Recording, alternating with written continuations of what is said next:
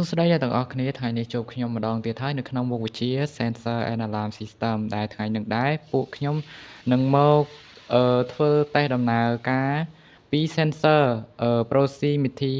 Sensor ដែលក្នុងនោះវាមានពីរផ្នែកធំៗគឺ Inductive Proximity Sensor និង Capacitive Proximity Sensor ចំពោះមាតិកាខ្ញុំមានទី1គឺគោលបំណងទី2សម្រាប់ដំឡើងទី3 Inductive Proximity Sensor និងដំណើរការទី4 Capacitive Proximity Sensor និងដំណើរការ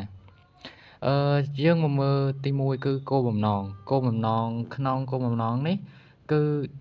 ពួកខ្ញុំនឹងមកធ្វើដំណើរការអំពី Sensor ពីរប្រភេទគឺ Inductive Sensor និង Capacitive Sensor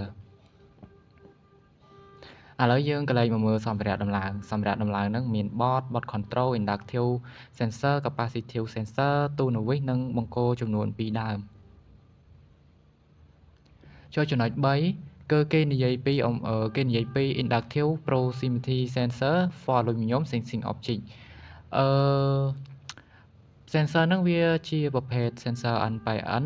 ចំពោះការចាប់ target របស់វាអាចចាប់បាន aluminum inox លង្ហិនទង់ដែងនិងចុងក្រោយគឺกระดาษ aluminum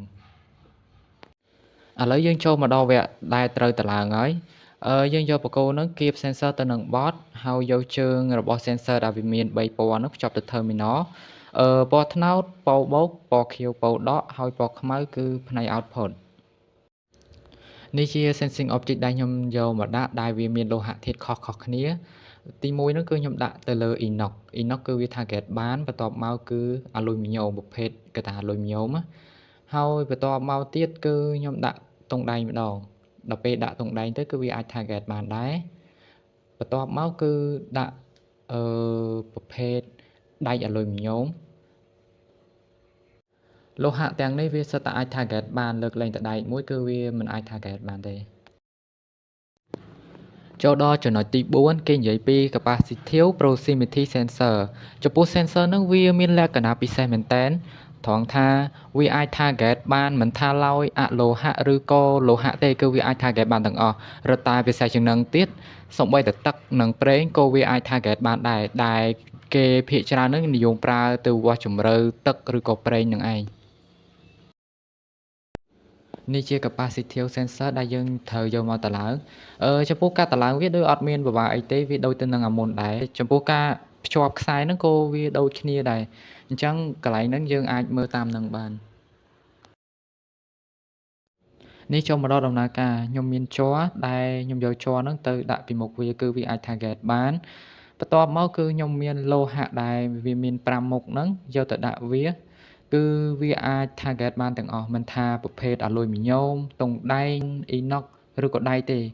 គឺវាអាច target បានម្ដងនេះខ្ញុំយក10ដែលមានទឹកយកមកដាក់គឺវាអាច target បានអំពូលផ្នែក control វានឹងភ្លឺជាបន្ទាប់មកខ្ញុំមាន10ទឹកដែលអត់មានទឹកនៅពេលដាក់ទៅវាអាច target បានទេដោយសារតែសភាព10នឹងវាស្ដើងពេកដើម្បីឲ្យងាយយល់យើងមកមើលការវាស់ជម្រៅទឹកវិញការវាស់ជម្រៅទឹកហ្នឹងយើងយក sensor ហ្នឹងទៅអូសនៅលើដបទឹកពីលើចុះក្រោមត្រឹមកន្លែងណាដែលវាមានទឹកនោះអំពូលផ្នែក control ហ្នឹងវានឹងលោតគឺកន្លែងហ្នឹងហើយដែលវាអាចវាស់ជម្រៅទឹកបានសពថ្ងៃ sensor ទាំងពីរប្រភេទនេះគេនិយមប្រើនៅតាមរោងចក្រឧស្សាហកម្មនៃប្រព័ន្ធវេចខ្ចប់ម្ហូបអាហា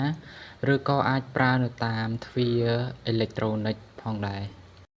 ឥឡូវនេះវីដេអូរបស់ខ្ញុំវាបានដល់ទីបញ្ចប់និងអរគុណសម្រាប់ការទស្សនាវីដេអូ